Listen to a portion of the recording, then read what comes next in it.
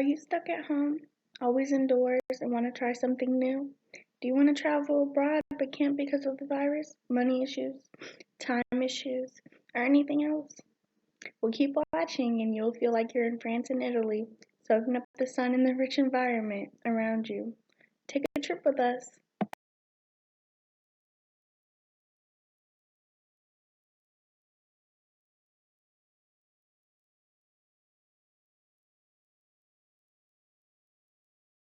France is a northwestern country in Europe, bounded by the Mediterranean Sea, the Atlantic Ocean, the Alps, and the Pyrenees. It is connected to Spain, Italy, Switzerland, and Germany.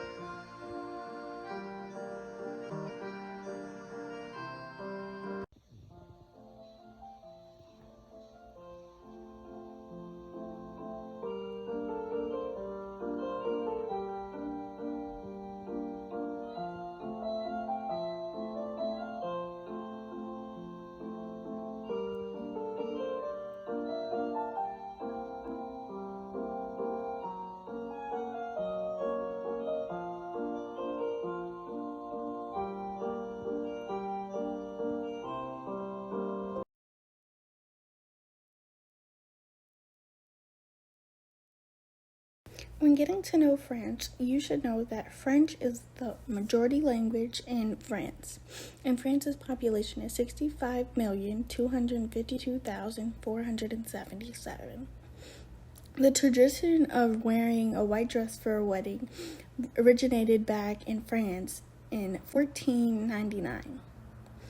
France produces over 400 varieties of cheeses, which I think is amazing, and it is illegal to kiss on railways in France.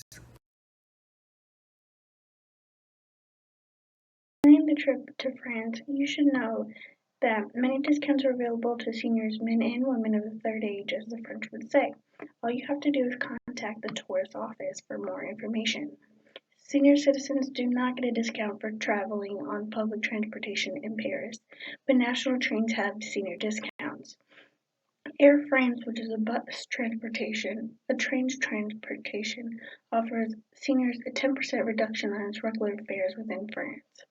Discounts are of around 10% are offered to passengers ages of 62 and older on select Air France international flights as well.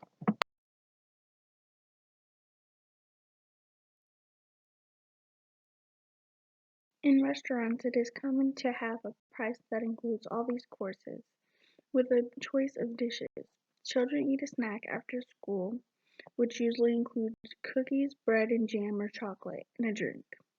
Although a midday meal had great importance in agricultural economy and is still the main meal in rural areas, there's a tendency for families to eat the largest meal in the evening. A typical family meal starts with a soup followed by vegetables and a meat dish and then a salad, cheese, and dessert. Wine is commonly served at meals. Children begin to drink wine during family dinners in their early teens, often drinking wine diluted with water.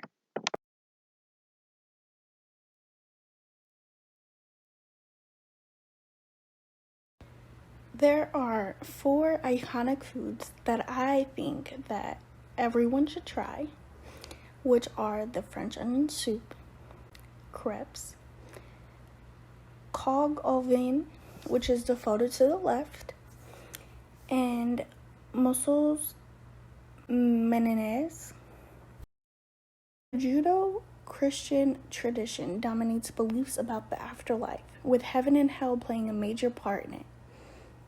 Funerals are important events drawing from the entire community.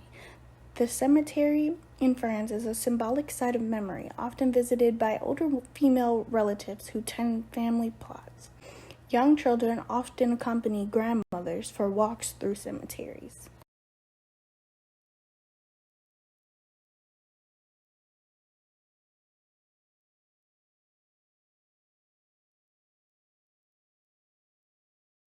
Paris Louvre Museum is the world's largest museum and houses one of the most impressive art collections in history.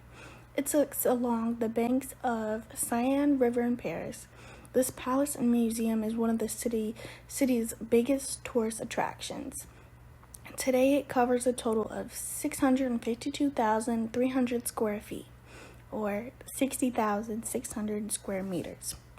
The National Assembly opened the Louvre as a museum in August 1793 with a collection of 537 paintings.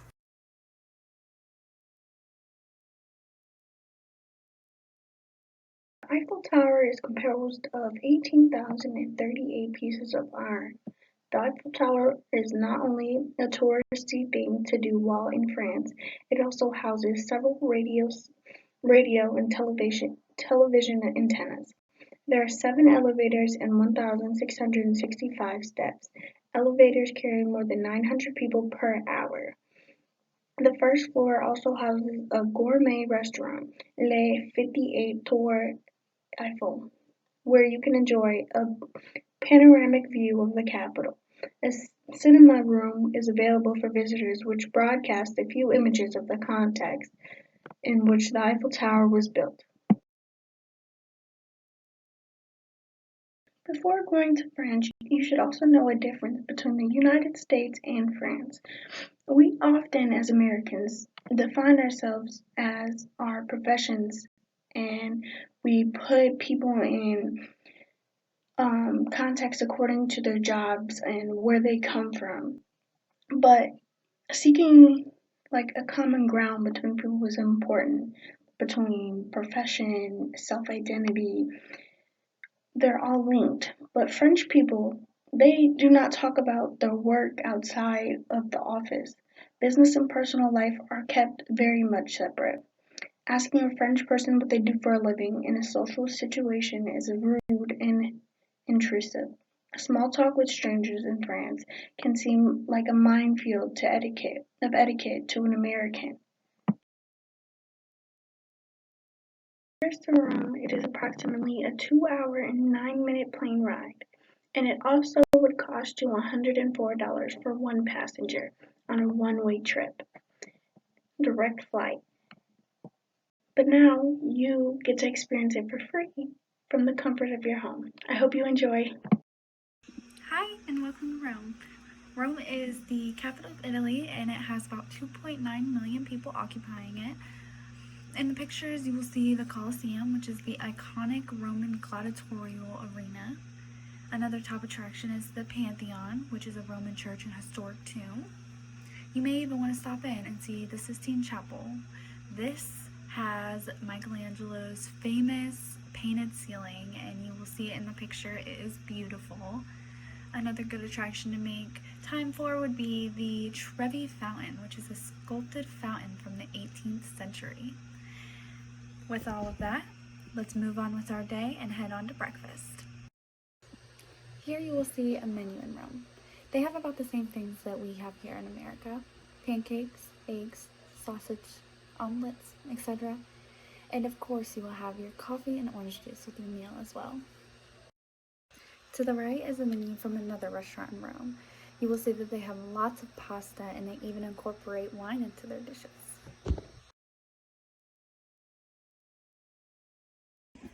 I bet you're wondering how you're going to get around in Italy with all those people. But Italy has a very different public transit than the US. They have an extensive train system, and it is actually very easy to buy a ticket. You just go online, pay for it, print it out, and board the train. You could also get a taxi or Uber driver, but I think that the best option would be the train because it connects all of Italy's major cities, and it would be great to use whenever you're traveling through. As you get older, it's better to try to not be in very hot weather because your body isn't able to adjust to the higher temperature as well as when you were younger. The best time of the year to take this trip would be around the end of April and the beginning of May. The temperatures would be around mid 60s, early 70s. And if you do go out in the warm weather, you should drink plenty of water, place a cold wash rag on the back of your neck to cool off, or travel to one of the many sites available to you to get out of the sun and take in the beauty of the city. Are you looking to relax and just soak up the sun? Put your toes in the sand and just feel the water? Italy may be the place for you because Italy has 4,722 miles of coastline. You have so many options where you can just sit back and enjoy the day. You'd have a hard time finding a country more enthusiastic about soccer than the people of Italy. Soccer is by far their most popular sport. They boast 4 World Cup titles, which is only one off from Brazil, who boast 5. National soccer players are highly regarded and treated as national heroes. Italians truly love soccer, and it is without a doubt a staple in their culture. The history of Italy can generally be characterized by 2 periods of time. You have the Roman Empire, and then the Democratic Republic that was formed after World War II.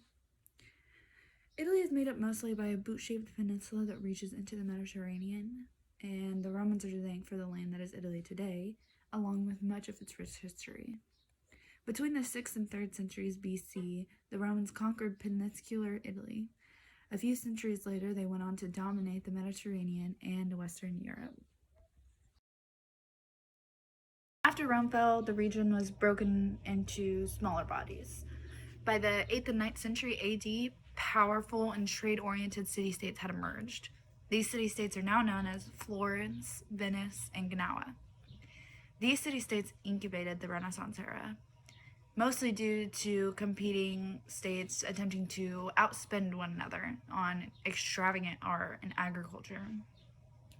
By the 19th century, Napoleon had established the Kingdom of Italy. This is when he would merge all the states together, and he did so by 1870. The King of Italy, however, subverted when Benito Mussolini gained power as a fascist dictator, and his picture is right here. The major religion in Italy is Roman Catholicism. This is mainly due to the fact that the Vatican City is in the heart of Rome, and this is where the Pope resides. The Vatican City is the hub of Roman Catholicism. Roman Catholics and Christians make up about 80% of the population in Italy, while only about 1/3 of that figure is made up of practicing Catholics. Italy's government is characterized as a democratic republic. You have the president, who is pictured on the right, and then you have the prime minister, who is pictured on the left. Italy has a population of over 65 million people. When you go to Italy, you may hear many foreign languages because there are 12 minority languages officially recognized by Italy. This may be a good time to learn a new language you may have never heard before. I'll play you an audio of what that might sound like if you were in Italy today. Sono cresciuto qui in Italia, allora sarà sempre un posto che sarà vicino al mio cuore, sempre. Quali sono le città dove hai vissuto? Pistoia, Reggio Calabria, La prima Reggio città Emilia? è Rieti, Reggio Calabria, Pistoia e poi Reggio Emilia. Cioè era un po' più difficile per me perché io sempre... In Italy, you will hear many brands that you probably heard about. For example, Gucci, Fendi, Versace.